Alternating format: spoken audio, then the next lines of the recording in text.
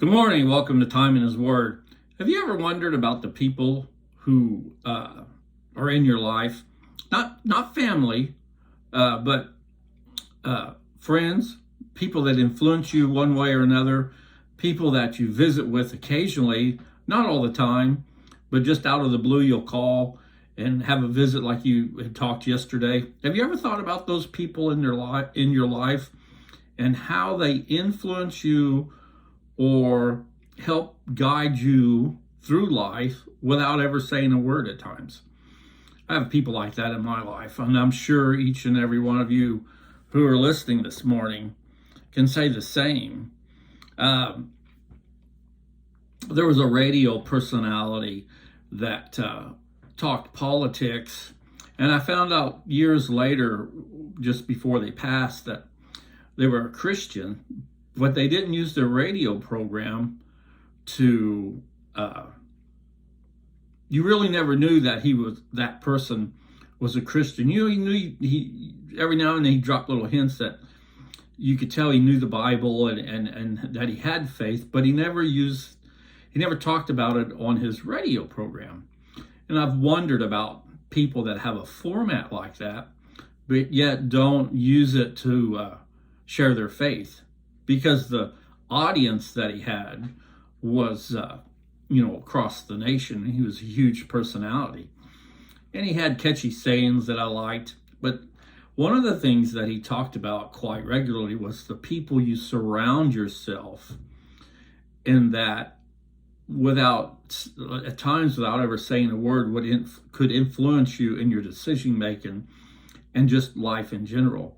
And they always talked about, if you surround yourself with positive people who are in business that are successful, or yet if they're not in business, just an everyday normal person that goes to work a 9-to-5 job or whatever, but yet they're positive about life, that these are the kind of people you need in your life to help you get through life.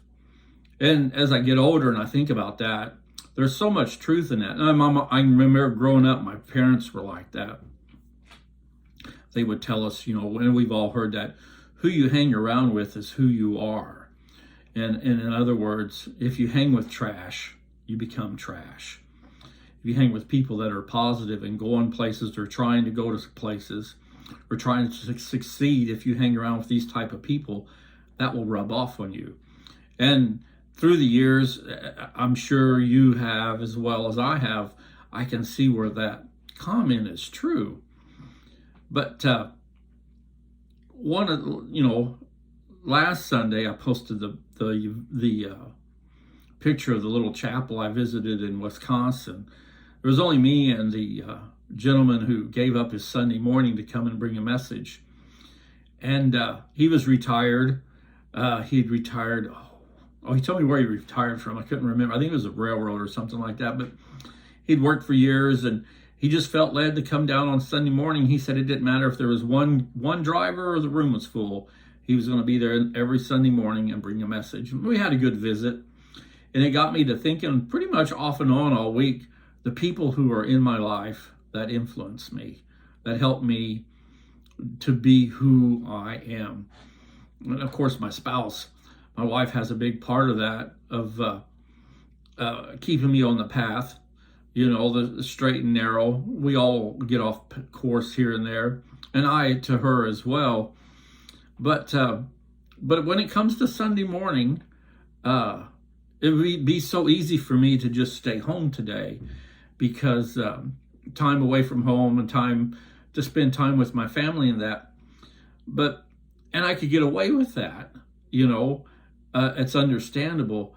But at the same time, on Sunday mornings when I'm home and I'm not able to make it to church, there's an empty feeling I have for the week, because I know I've missed something that I had all the opportunity to go and experience, but I chose something different. And it's a struggle I have, a personal struggle I have when I'm home on home time, and there's we want to go camping or go out to eat or something, and I'm pretty adamant about, nope, Sunday morning I need to be in God's house.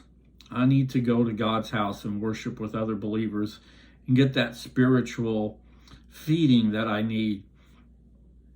It's very difficult to do it on your own, but I've learned to do it over the years, but it's not the same as experiencing the house, singing praises to the King, to my Savior, and enjoying a Sunday morning with like-minded believers. So as you go throughout the day, think about the people in your life who influence you one way or another. Think about this morning, if it's been a while since you've been to church, to get up and go and try and find one that will fulfill your needs. We all could use a little bit more spiritual feeding, no matter how often you go or how often you study the Word.